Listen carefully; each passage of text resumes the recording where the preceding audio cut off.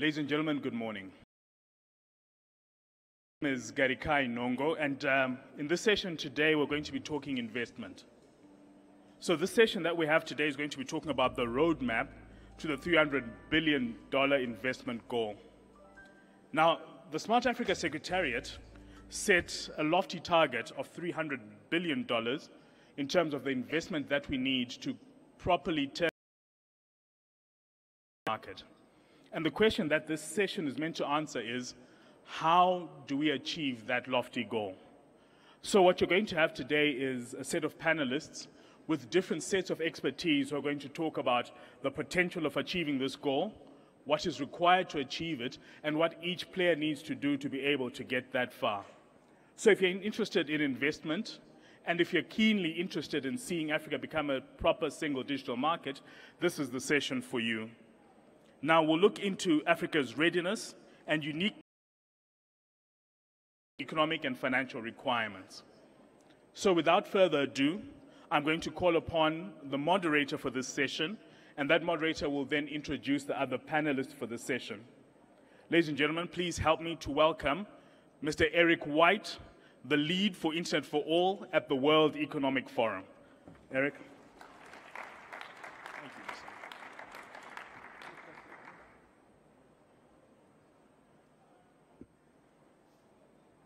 Good morning, everybody. This is on. And sorry about the late start. My name is Eric White. I'm the project lead for Internet for All at the World Economic Forum, and it's a real honor to be moderating such a distinguished panel today in front of such a distinguished audience. As was just said, the theme is the $300 billion investment goal. And I think we need to start with a reminder. Where did that come from? At the end of this summit in 2015, there was a commitment by the delegates to move towards $300 billion in investment in ICT in Africa. This is an ambitious target. How do we get there? Where are we? To answer these questions, we have a very distinguished panel that I'm going to call up to the stage. So first, we have the Honorable Bruno Nabonge Kone, who is Minister of Communications, Digital Economy, and Postal Services of Côte d'Ivoire. So if you can please come to the stage as I call your name. The minister in the room? Oh, okay. Maybe he's not with us. Ms. Claire Akamanzi, CEO of the Rwanda Development Board.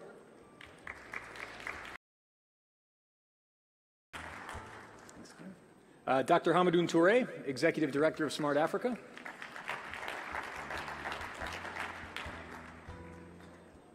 Mr. Ashish Thakkar, founder of the Mara Group. Mr. Samba Batili, CEO of Selectra International and co-founder of Acon Lighting Africa. And Steven Spengler, CEO of Intelsat.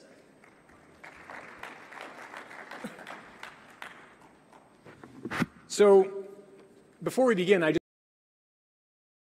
this date is a little auspicious for the World Economic Forum because today we're launching a new report called Financing a Forward-Looking Internet for All.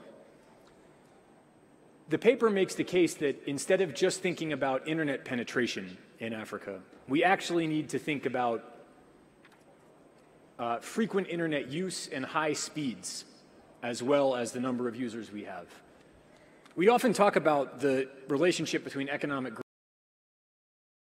Discussed is that there is also a strong and positive relationship between internet speeds and economic growth. Further, if countries want to participate in the fourth industrial revolution, they need robust digital ecosystems, which are characterized by strong internet connections and a population that uses them frequently. But if we're going to be looking at this forward-looking internet for all, that has infrastructure and investment implications. They're big. How do we hit those numbers? So the paper then explores what do we do to implement new models of investment? How do we bring non-traditional ICT investors into the sphere? What financing arrangements can we think about that are new and could drive investment? So that paper is being launched today. I encourage you to go to the World Economic Forum website and take a look. But it leads to a couple of key questions, which I think are a nice lead-in to this conversation, which is one, what are the barriers that must be overcome to hitting this 300 billion investment goal? And two, what are the innovative approaches that are being tried or maybe should be tried and aren't to overcome these barriers? So I'm going to ask each panelist a version of this question and give them time to respond. And we'll have some time for audience Q&A at the end. And I do want to say that to panelists, if I can request, we're a bit late to start, so if we can maybe 8 minutes instead of 10, I think it'll help keep us to end on time. So I want to start with Claire. So many of us in this room will be familiar with the innovative investments in ICT that Rwanda has made. You know, just top of mind, the 4,500 kilometer fiber backbone. But there are many others.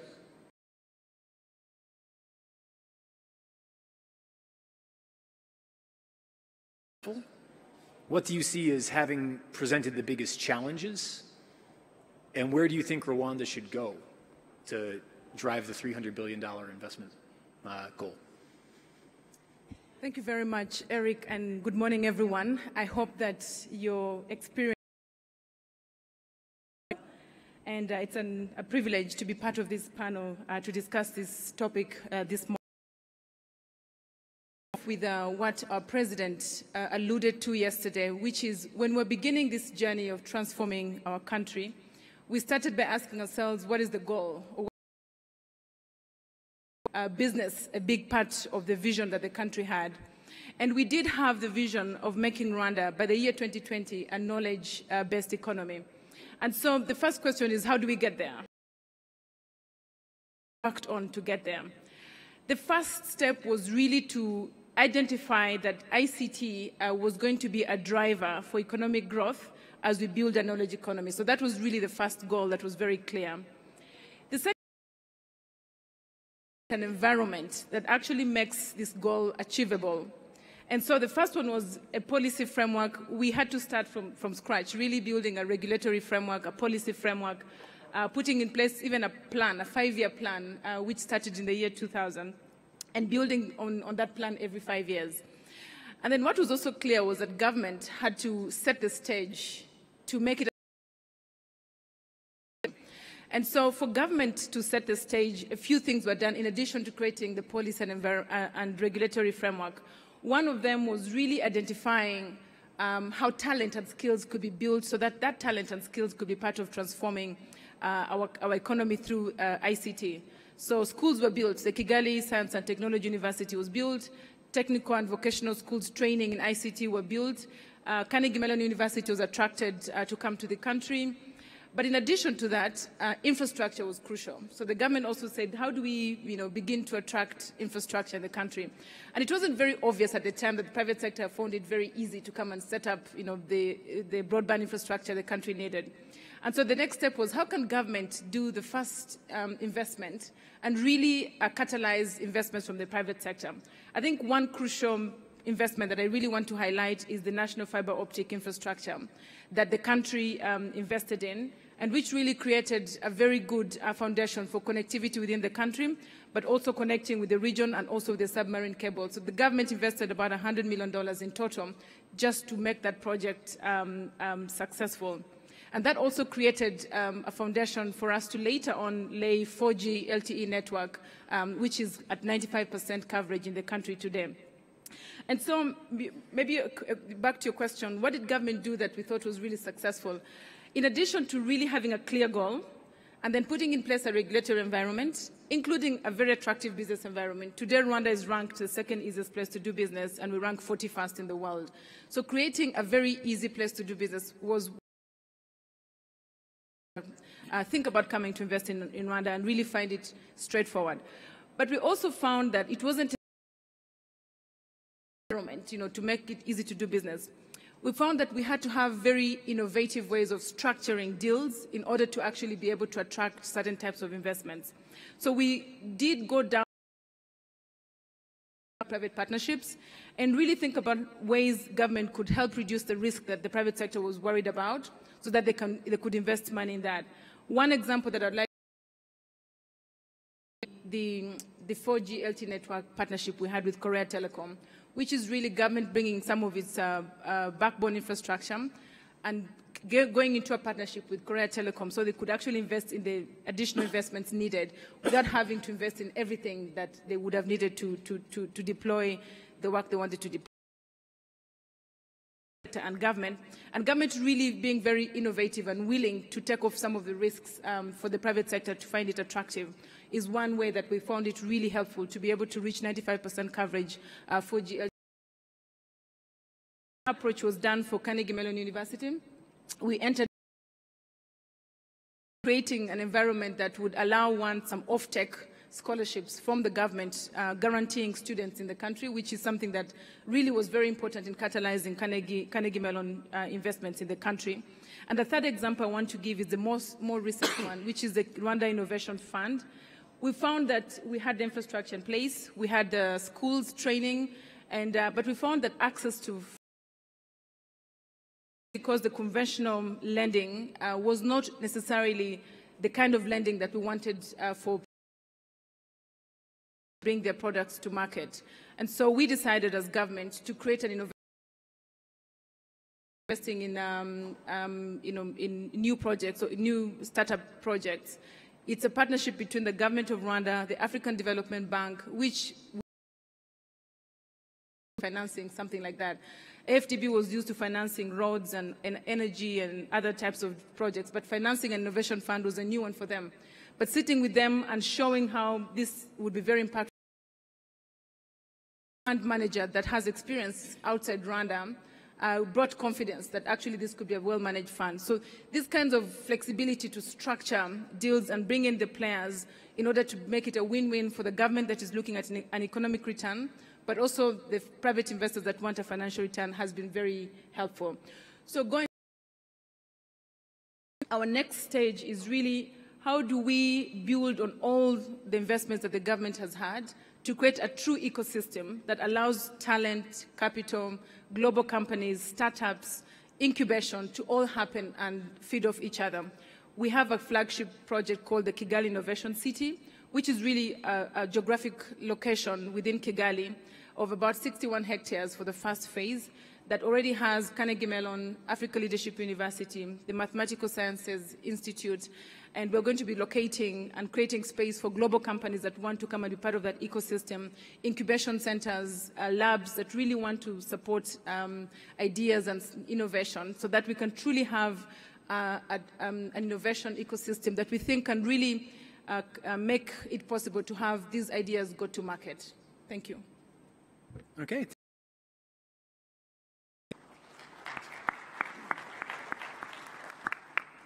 So to our next panelist. The $300 billion goal comes from Smart Africa. Yeah. What's Smart Africa's vision for how this can Thank everyone for your presence in this very important forum for us. Still here, and the ones who are here for the first time, and I hope you're having a very good experience. You are here in a place where we are placing Africa in the continent, giving an opportunity to our partners to come here together, work with us, and invest. $300 billion is just a beginning. You're talking about a consumer group of 1 billion citizens. $300 billion is just $300 per person. It's, for the next 5 years, there are much more. There are trillions of dollars that we hope to bring in through this. We talk about investment in infrastructure in satellites, fiber networks, mobile cellular networks, terminal equipments. You were talking about infrastructure in creating cyber parks and smart villages everywhere, connecting schools, connecting hospitals. Just infrastructure is just the first step. The second is content. Infrastructure will be nothing if there is no content on it. and content development will require a lot of skills and a lot of jobs, and therefore will create opportunities for entrepreneurship that will lead to job creation, and that's what we want for our youth. The third important element of it that will require investment is applications. When you have the infrastructure, you have the content, you can only access those contents through applications. And there are thousands and hundreds of thousands have never been invented, that will never be invented if not in Africa here, because an app is just a local solution to a local problem. And we have many problems here that are local to African. And the right skills, the right training, young Africans will be very innovative and will create those hundreds of thousands of applications that will need to create new services and new applications. As you have seen, everybody is talking about mobile money today, which was invented here in Africa because it is of a local. For people who want to transfer just $1 or $2, who don't have a bank account, who don't even exist in the economic map, they needed to do that, and they came up with this mobile payment. Thanks to that, you can pay your hamburger in New York or pay your parking slot in Tokyo. So we're seeing applications conceived, developed, and the rest of the world. And there are hundreds of thousands of applications of this nature. The fourth leg that is very important for investment will be capacity building and education.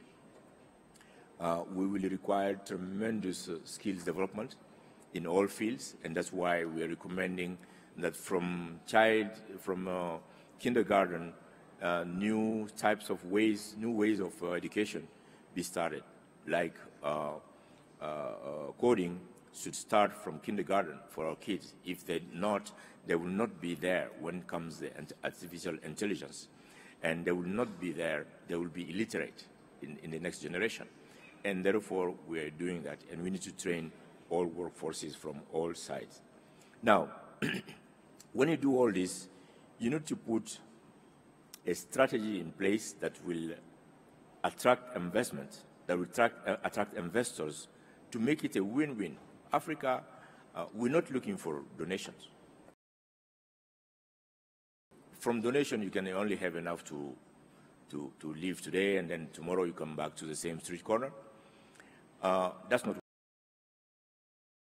where you're going to win and make money out of it, and together we will make money too from other people's money. You will be only rich from other people's money. Come on, and you will be rich. Together, we can make things happen. Return on investment today, and therefore the potential is great. When we do it together, we're asking our legal and our ministries and governments to put in place the necessary legal and regulatory framework in place. First, to harmonize on the continent. You do it you enter through one country, you do it in all others. You manufacture in one country, you export in the others. We want made in Africa label now. We want to have our contribution to this. So these will enable us to really create the conditions for entrepreneurship. And we have entrepreneurs here in this room. That's why in this session we're leading to that. Right after me, you will actually see a young African entrepreneur who's been successful in it, a role model. We need to create the culture of entrepreneurship to our youth so that we create jobs. Job creation will be the only, it's a main target. Once you create job for our youth, you will have peaceful governments and peaceful continent that will develop itself. And you've seen it already starting here in this country, in Rwanda. You've seen, I hope that you go around, even go out and see the gorillas. You can, from there, you can even send a selfie with the gorillas to your family and friends, which mean that we're really in a connected country. I believe that Smart Africa has been created just to try and coordinate those strategies so that it won't be just one country, but all countries together. We've been divided from independence time to now. We've been divided in 54 small markets. Now we want to make it one single market. And you know, our leaders have signed the free trade agreement a month ago here in this very room. They have signed many agreements leading to free movements and of people and goods in the continent, and the ICT field should bring its contribution to that. So when we're seeing opportunity for investment on trillions and trillions of dollars in the ICT field, and if you add other sectors for which ICT will be another, how do you call it, another tool, the opportunities are simply tremendous. Again, I repeat it, $300 billion is just the beginning.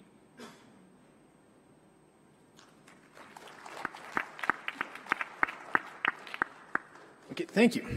To the next panelist, Ashish. You have a long history of making big investments in Africa, private sector, including in that is going to be potentially, at least partially manufactured in Africa. We were having a really exciting conversation about that this morning. So what does your experience tell you about what needs to happen to hit this 300 billion target? What reforms do you think need to be made? What new models do you think need to be tried? Thank you. And firstly, thank you to Smart Africa and the government of Rwanda for once again hosting a fantastic event.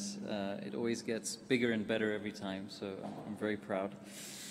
I think to build on Dr. Toure's point that I believe we can really exceed this target of $300 billion in the medium to long term. And that's not only going to be the public sector's responsibility, but it's equally going to be the private sector's responsibility. There's a real combination in this. However, there are certain building blocks that need to be put in place in order for this to happen. And Claire touched on this, which is the entire ecosystem effect. So if I break it down, I mean, we all know the statistics. We all know that, you know, our continent's going to have a bigger population than India and China by 2025. 6 of the 10 fastest growing economies in the world. And then on the other side, we have, for example, one city being Lagos with over 20 million people and a handful of shopping malls. So the only way trade is actually going to happen on our continent is going to be electronically. It's going to be digitally. And that's a given.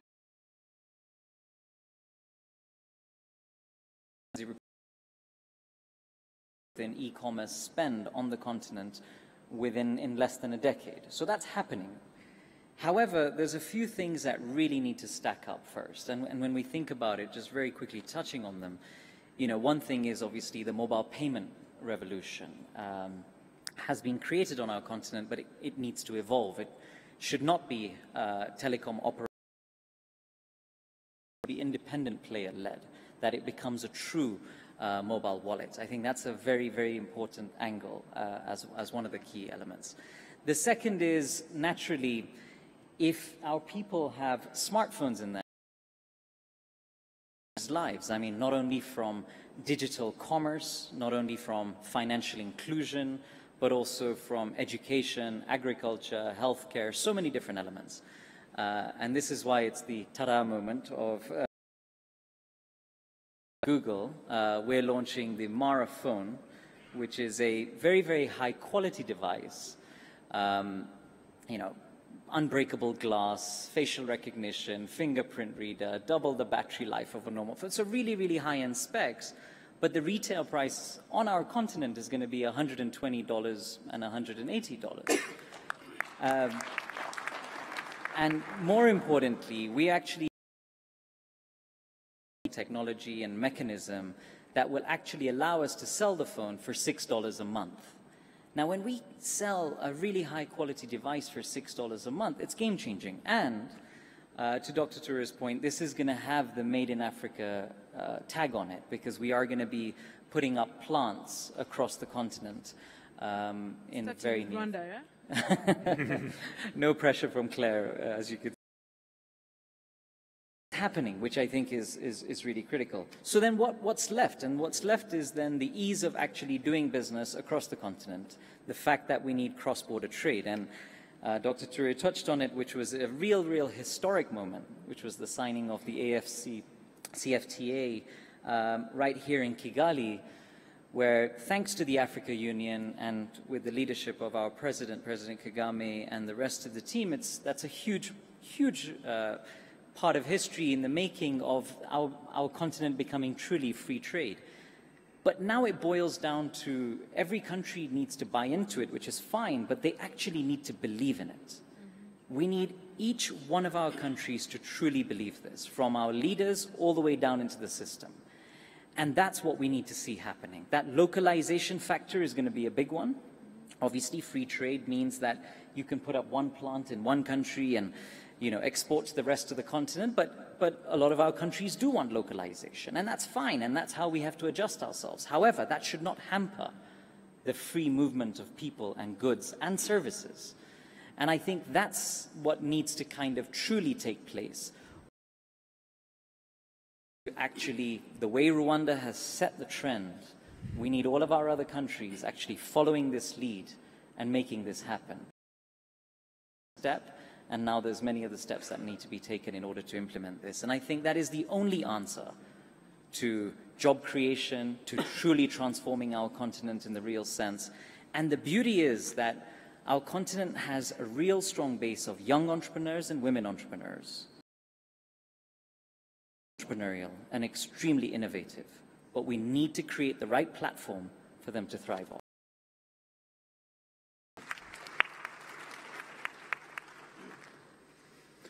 To our next panelist. Selectra is electricity. So I think that's a really interesting angle to explore, is the connection between the work you're doing and ICT. And what's also really interesting is you're working at the village. What are the opportunities you see to link ICT investment? What are the opportunities you see at the village level? I wonder if you can comment a bit about that. Giving me this opportunity. What are the link between energy and ICT? First of all, I would like to tell you that ICT, telecom, when I start business, electricity is what I start for the past 8 years, but for the past 13 years, and today the link between energy and ICT is obvious. When we start our project Econ Latin Africa, where is today at this stage in more than 1,600 cities, rural area in Africa, we find out that bringing energy alone was not enough, because energy is one thing for development, but when you bring electricity, if you don't build the ecosystem, create value for people to be able to pay for electricity. That's what takes us today to this project that we call Smart Solar Ecosystem. What we want to build in the Smart Solar Ecosystem, we want energy to be the foundation to bring last mile access to rural area. We link to energy health system.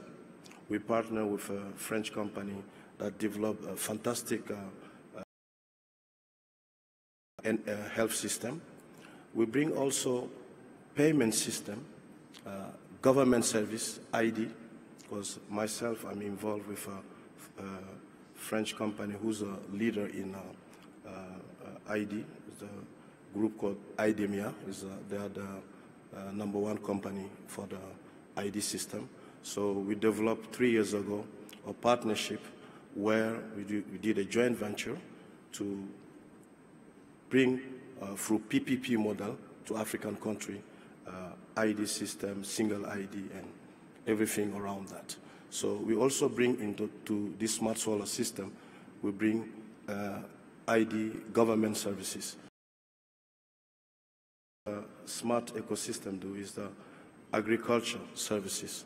We have what we call agro-service center, because we understand that the rural area, the base is on agriculture, because as you know, 70% of our population live on agriculture.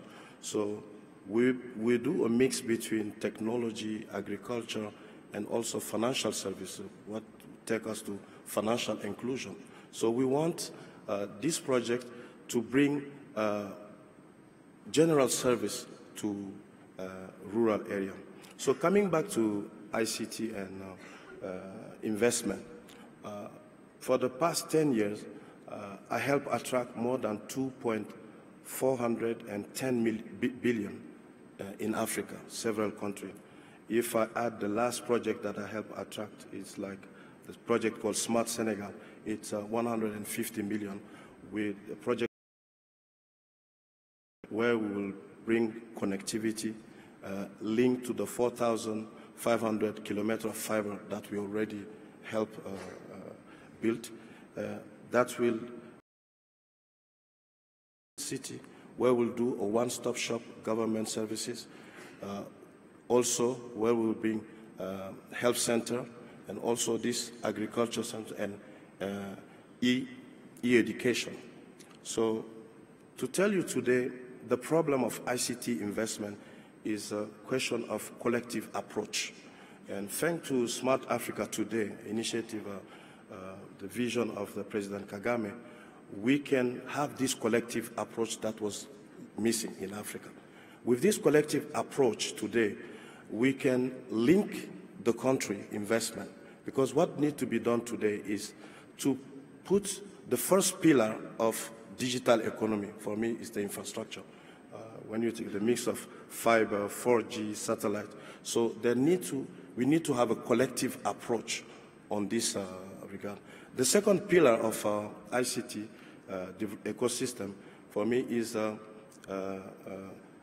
human capital, so capacity building. We at Solectra and Afritech, we're going to develop in the next month a massive training center with high school, university, and civil servant.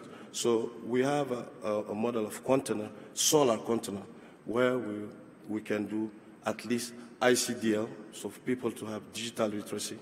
And then we start this project here in Rwanda with Tumba village.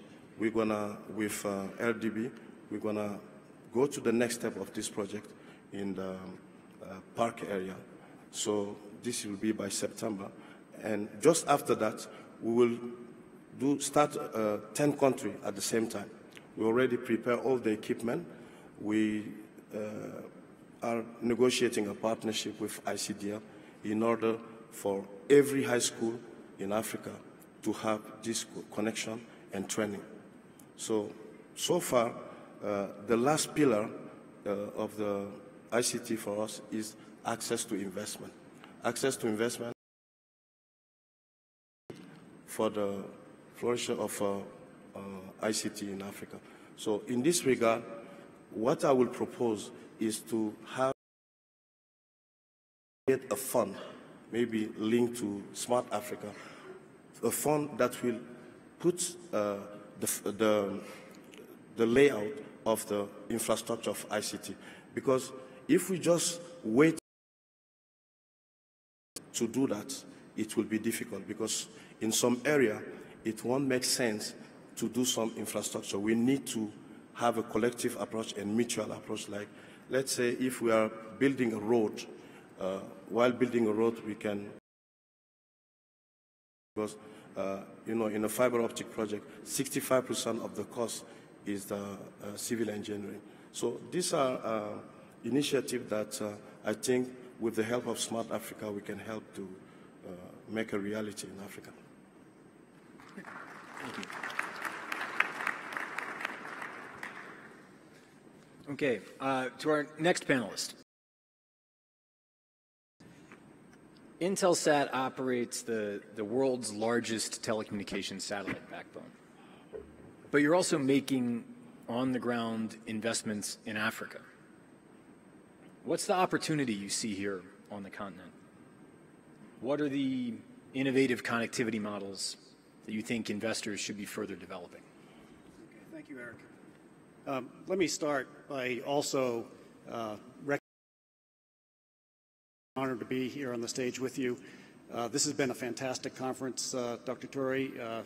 It's the first time I've been at the Transform Africa.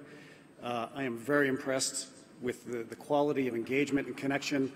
And I'll say one other thing that's very interesting. There have been so many young people that have just approached me to introduce themselves, just to talk and to understand what I do and what we do. It really is energizing to see that desire to learn and to participate. And we're also very pleased to be joining Smart Africa officially this year.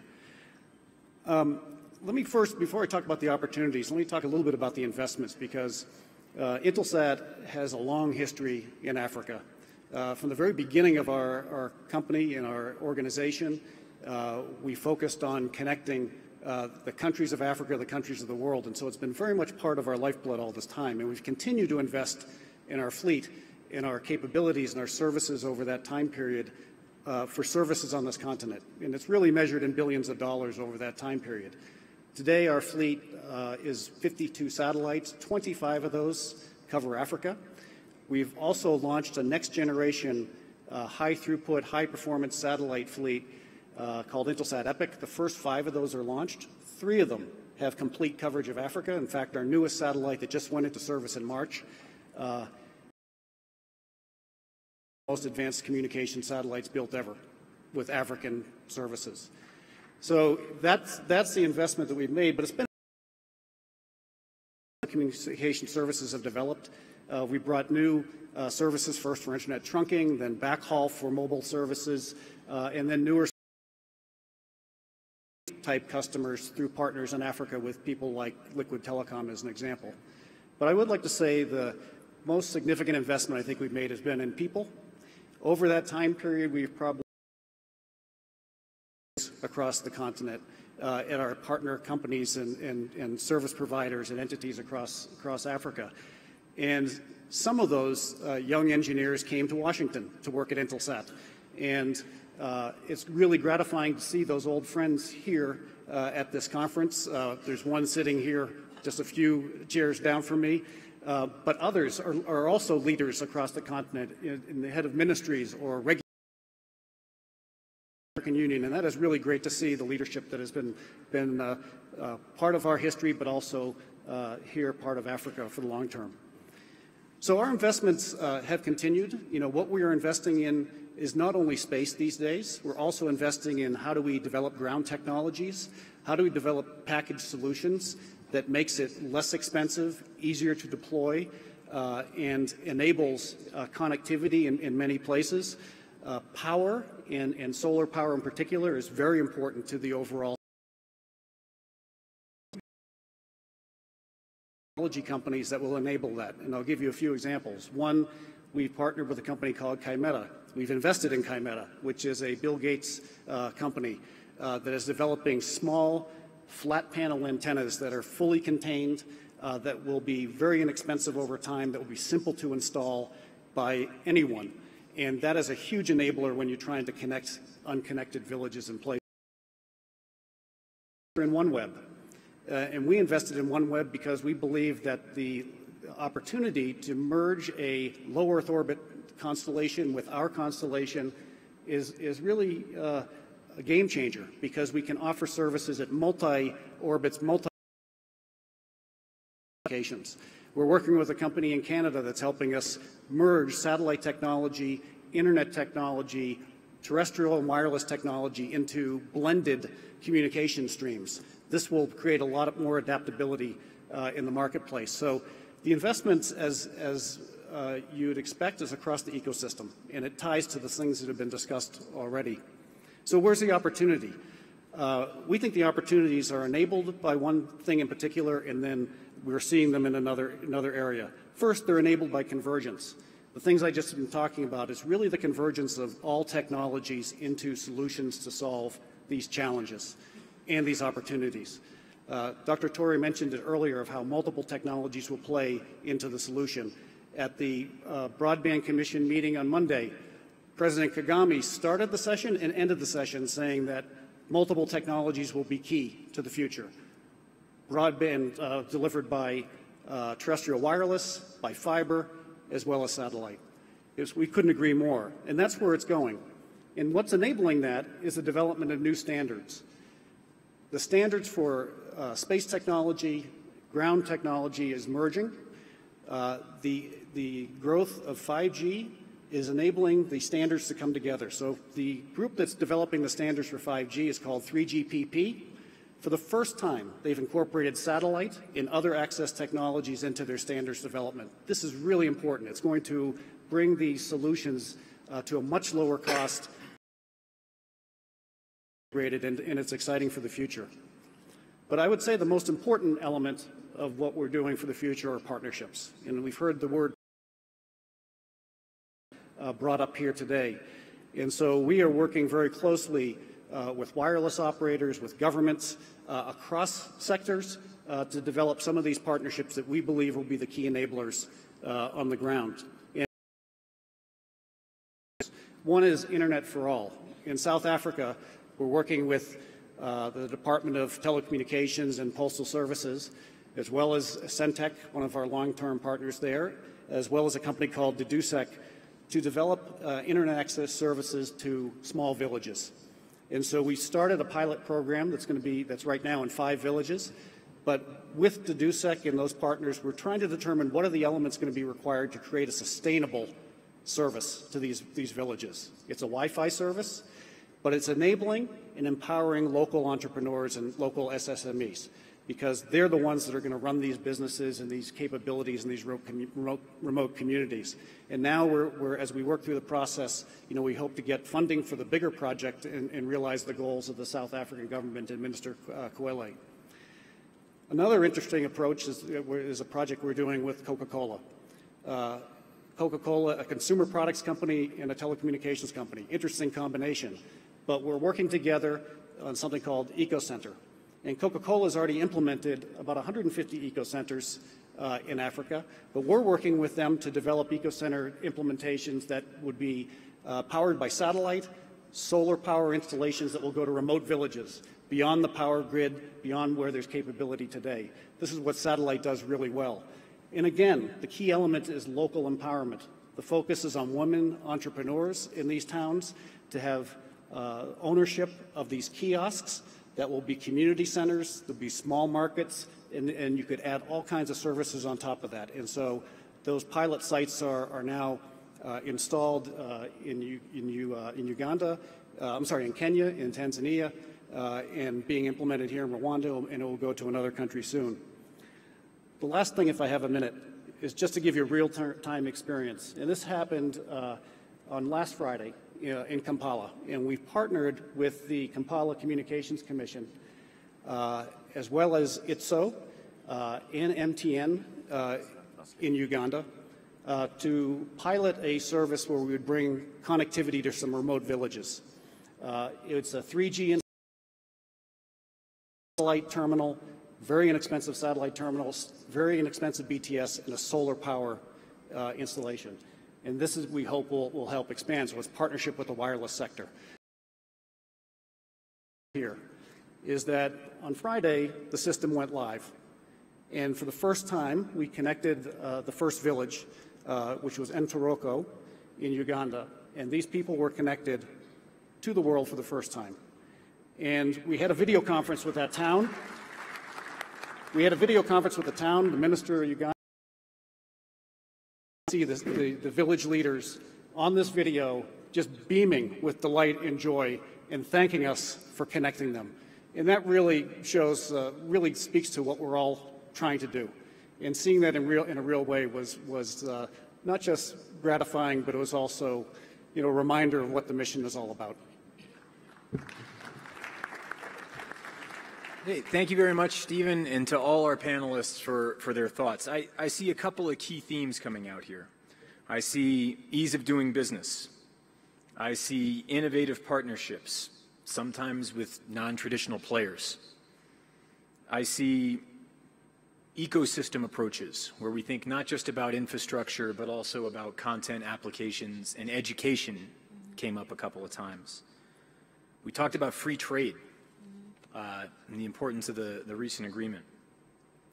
And we also heard about a number of really interesting and impactful and promising initiatives that your organizations are working on individually. But as we are a little bit ahead of schedule, I want to take just a couple of minutes and pull on a thread that on something that Samba said.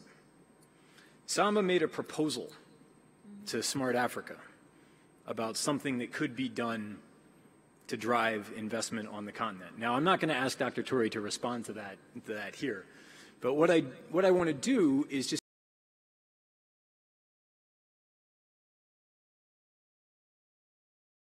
continental plan. It's a convening power that will help all of us work together to do important things. If you could propose one thing that we as a community could do through Smart Africa investment towards this $300 billion goal, off the top of your head, what might that be? To free brainstorm before we move on with the rest of the session. And this wasn't planned, so I'm putting them on the spot. Yeah. Okay, so I think,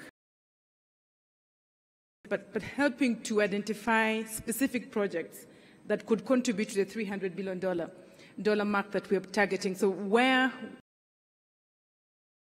a little bit more studying on what those projects could look like, so that when we're engaging partners, it's feasible and it's been thought through and it's been assessed and it's really something ready to be discussed. And if we do that, if we have a goal of $300 billion, I think Smart Africa could also help us to monitor where are we with that goal, where have we reached, and are we making collectively keep ourselves accountable to that goal that we've put in place. Thank you.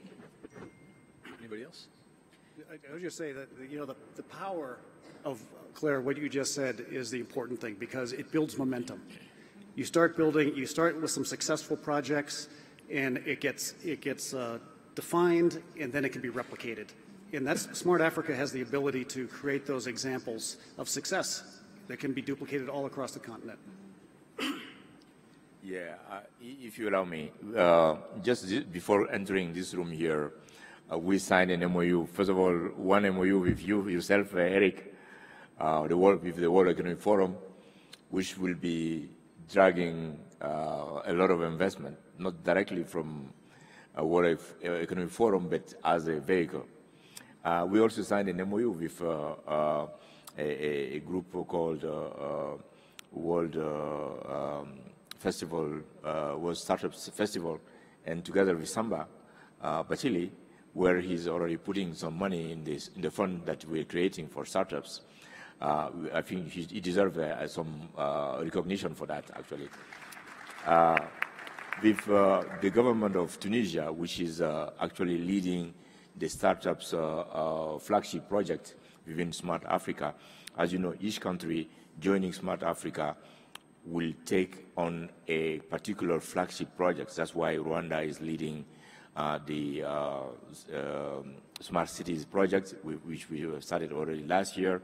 As you know, last year when we launched it here in this conference room, by the end of the conference, we signed a $50 million project. That actually has started. We want every country to come in on equal footing, not being overshadowed by any other, because the needs are tremendous for the whole continent.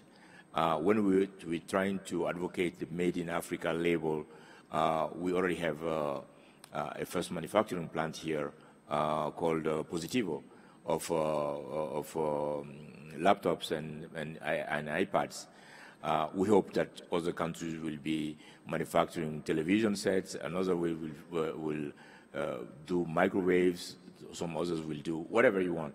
So each country will feel part and parcel of the overall program, and therefore be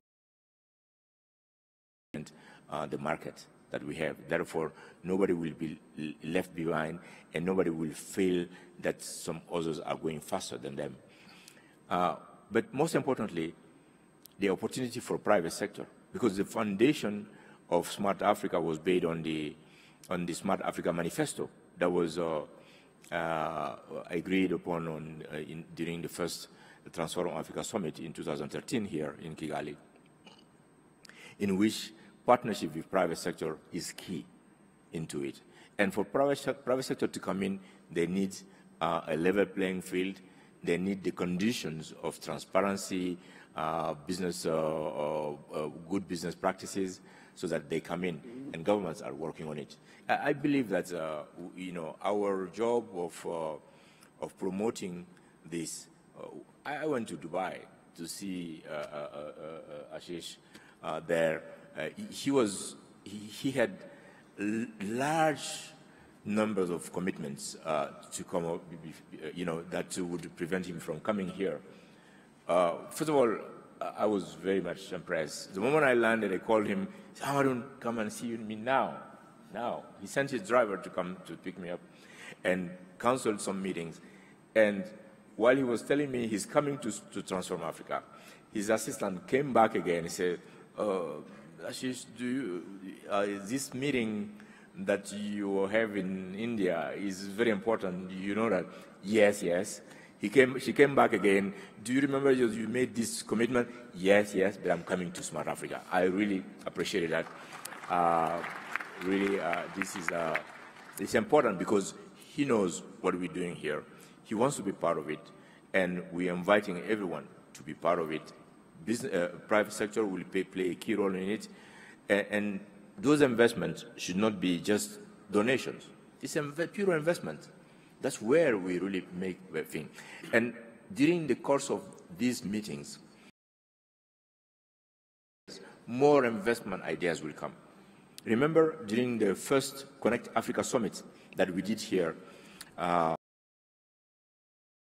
Africa, we wanted to ask private sector, industry, tell me how much you want to invest, not how much you want to donate to us.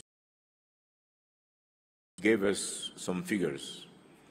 When we went back in the room and presented the investment plan of each of the companies, they all said, "Can you hold again? If such company is making investment in fiber, another one in terminal equipments, I am doing content, I can do more than that."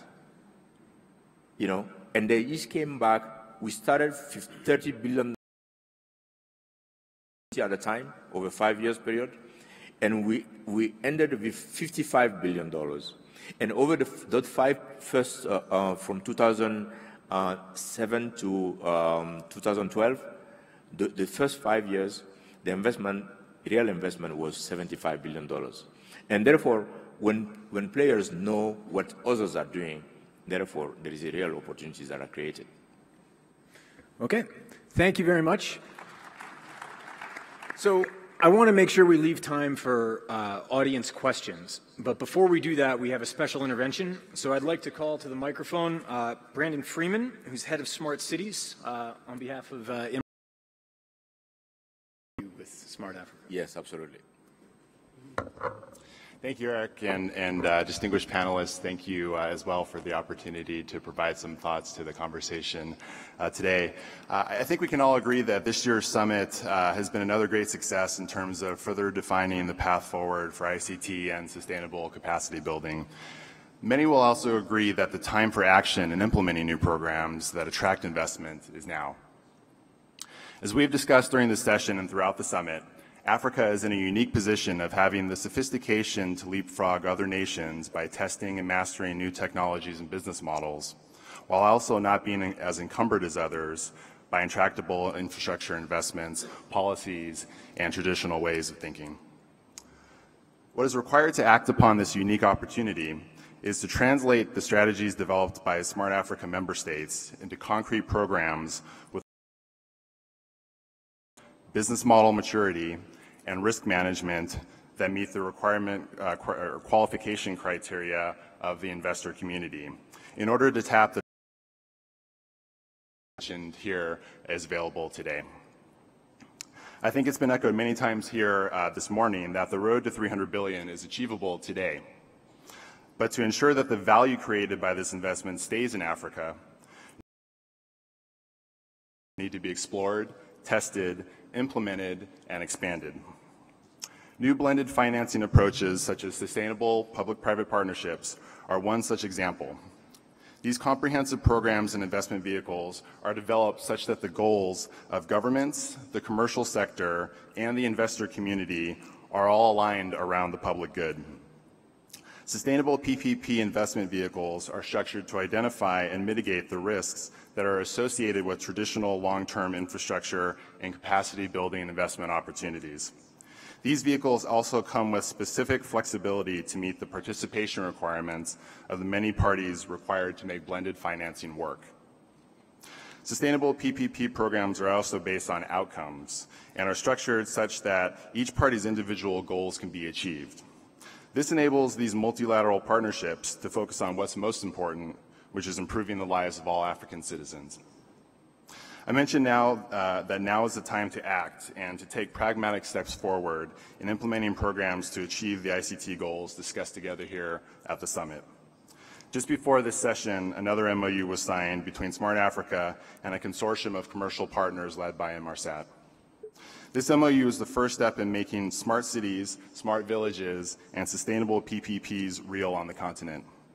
Over the next 6 to 9 months, the consortium will be working with member states to translate their smart community strategies into investment-grade implementation plans and PPP investment vehicles. I encourage all member states, as well as all commercial partners here today who have an interest in exploring this path, to reach out to Smart Africa about this program, which will begin building the investment partnerships that will help lead us to 300 billion. Thank you. Much, Brandon. So now it's time for audience questions. And I have to say, may I say something? Oh yeah, absolutely. About this partnership that really thank Inmarsat for all the tremendous effort they've started. First of all, trying to invite companies to join Smart Africa. I was having difficulty. For 2 months, I was going around and everyone were telling me what else. But Inmarsat decided to be platinum member from day one. Yes. And they believed in the vision, in the concept we had. And they brought together, they worked very hard since last Transform Summit to bring in consortium, bringing other partners together who are not part of Smart Africa, bringing them together, all stakeholders, from technology to software development to application development to financing. We're working together on this. I can safely say that, you know, by background, I'm a satellite engineer, so I love satellite companies. It doesn't mean that I don't love other companies as well. I love them all.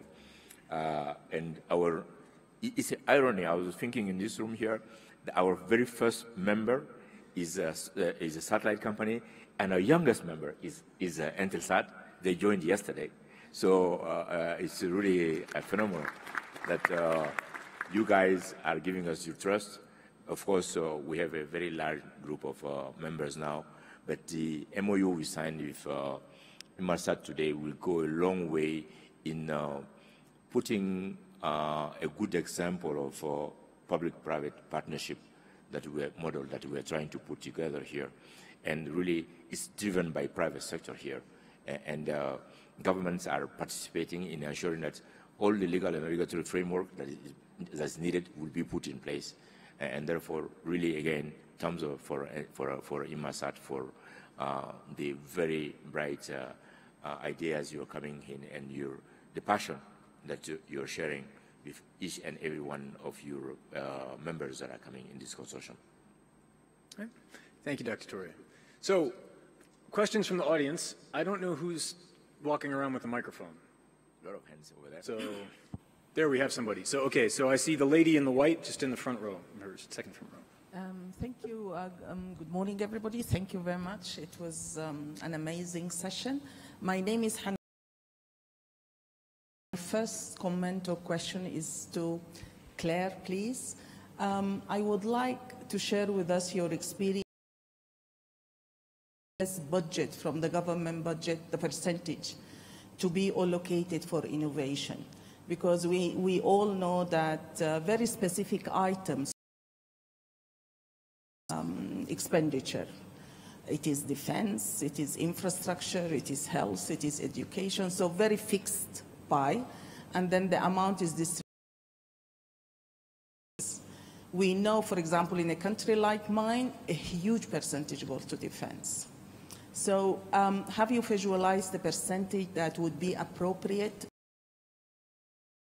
innovation? And is there any way that we could convince our governments to reduce the defense part, build on peace, and increase innovative expenditure? I would like SAMPA have put as a collective action. Do you think you as governments, could you persuade the AU to have a more effective role, to persuade governments to have a fixed sort of percentage into innovation? When my last comment is for Stevens, if I may. When you decide to go into an investment, to what extent is your decision politicized?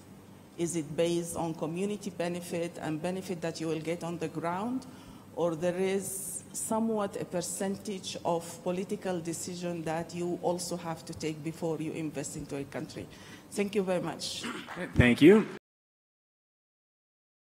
Let's see, other side of the room. Yeah, how about the gentleman in the front right here? Good morning. My name is Babakar Diba. I'm the managing director of ITRON. ITRON is a technology company working in the water and energy sector. I'd just like to suggest a way to find as well those 300 billion. You know, today when you're working on the infrastructure sector, mainly water and electricity, you're facing what we're calling losses. You have most of the time between 30 to 40% of the water or the energy which is produced which are lost. So my suggestion would be to optimize and better manage the existing infrastructure like we are doing today in Mali, concretely, and this will allow to reallocate the money which was planned to build the new infrastructure to the ICT. I'd like just to call the latest ADB infrastructure gap to 2025. They are going to allocate, they estimate that they have to allocate up to 100 billion for the infrastructure. And for ICT, it is just estimated to 7 billion. So isn't it a way for Smart Africa or any organization to pursue those funding organizations to reallocate money for the optimization of the goes to the ICT? Okay, thank you very much. Question before we put them to the panelists. I see a hand all the way in the back there. So.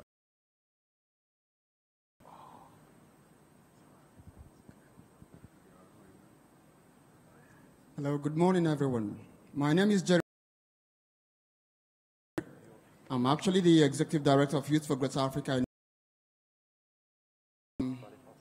Looking at the fact that our country have not actually seen or heard the name that they've joined the Smart Africa organization, and I'm asking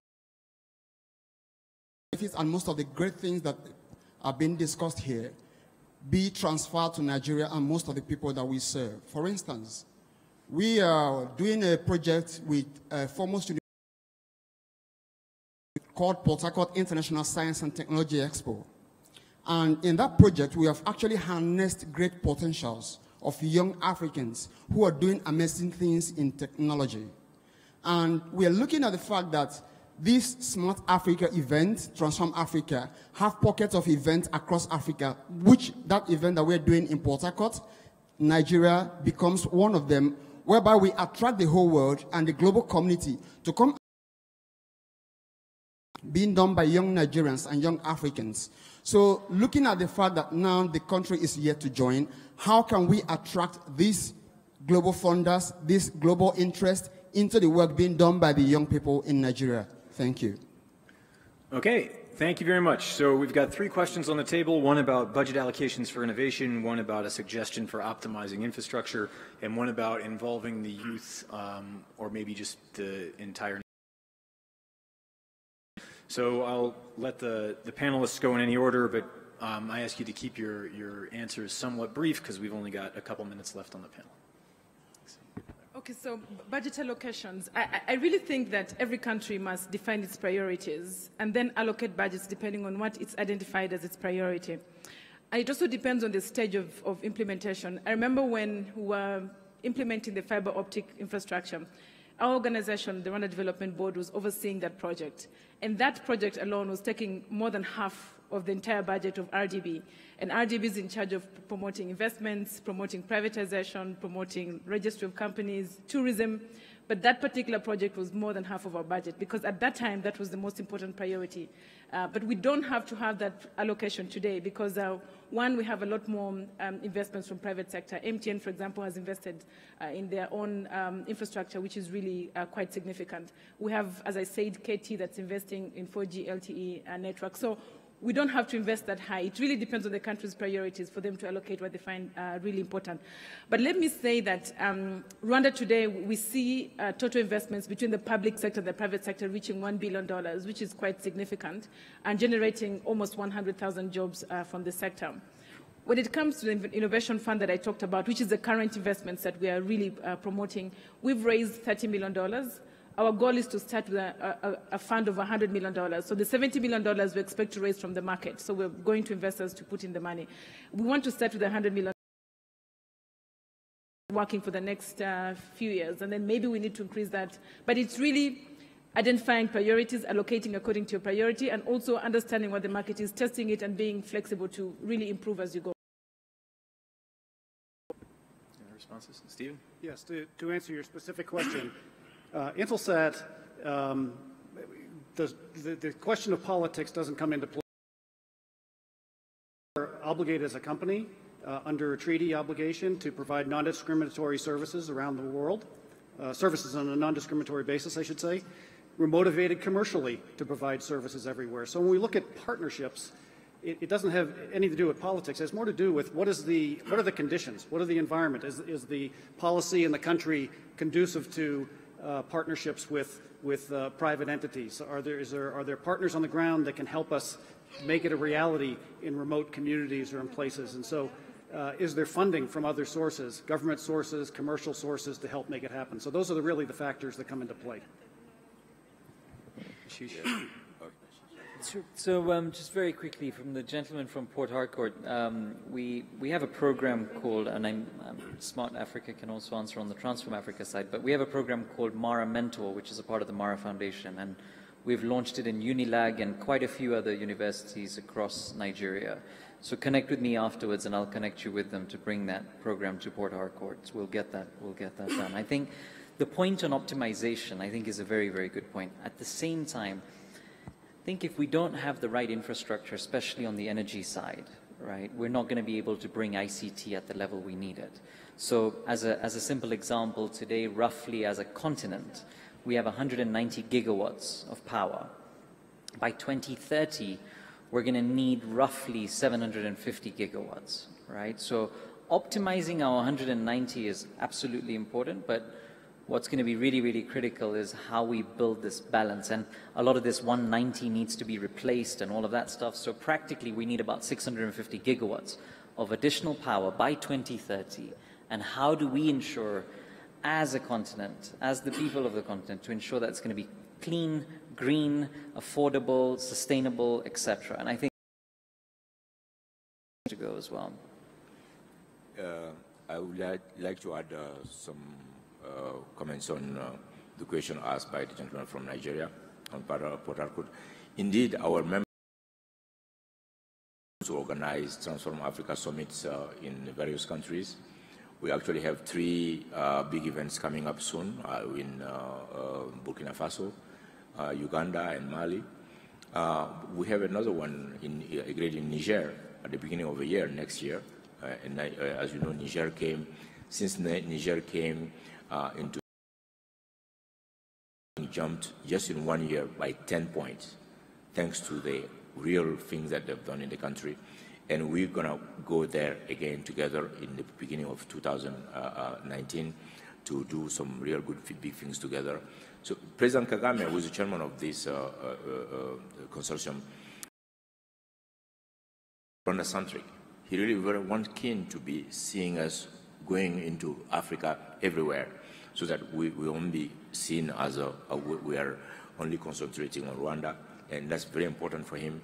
And together with the other leaders, we're going to do that. And the Transform Africa summits in different countries are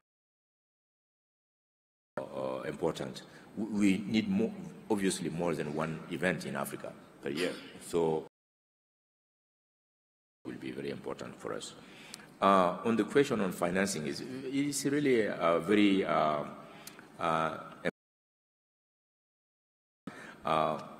really, I don't believe in the large institutions, unfortunately. We've had, I mean, some of the large institutions are funding the African Development Bank, are funding members.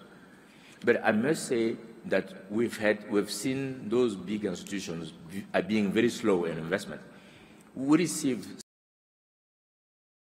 funding from Korea through the World Bank since 2016. The money is still not here. It's simply slow. If I was counting on it, it would not have been moved. I want to use for angel investors where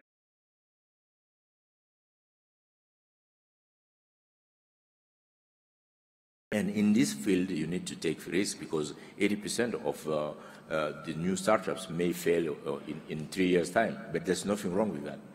With the 20% that are succeeding, the world becomes a better place. And therefore, investors will take risk on that and make money at the end of the day. So my view is that large. I keep telling them that so that they be faster, so we work together. We're together as partners, but for the moment,